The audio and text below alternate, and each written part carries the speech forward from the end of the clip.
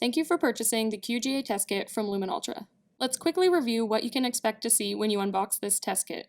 The first thing you should look for is the envelope that contains the test kit instructions and QA certificates. If this is your first kit, this is where you'll also find the safety data sheets. The SDS will provide you with reagent information, physical and chemical properties, and recommended safety precautions, and should be stored in a safe, accessible location. The next thing to look for is the white box. This is where you'll find the freeze-dried luminase enzyme and clear buffer vials. Store these vials in the fridge or freezer. In freeze-dried form, the enzyme is stable for 2 years. All other reagents and consumables can be stored at room temperature. Your test kit will include small test tubes, also known as assay tubes. These are designed for the photon master luminometer and should be kept in a clean location away from direct sunlight. Blue pipette tips for the 1 milliliter micropipette. Yellow pipette tips for the 100 microliter micropipette.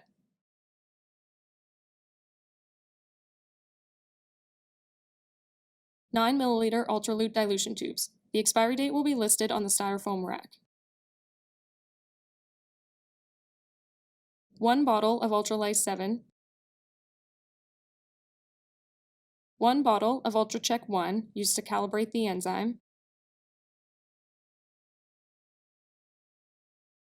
And 60 milliliter syringes and syringe filters. Be sure to keep all consumables in a clean location to minimize the risk of contamination and only use each reagent, test tube, and pipette tip once when doing the test.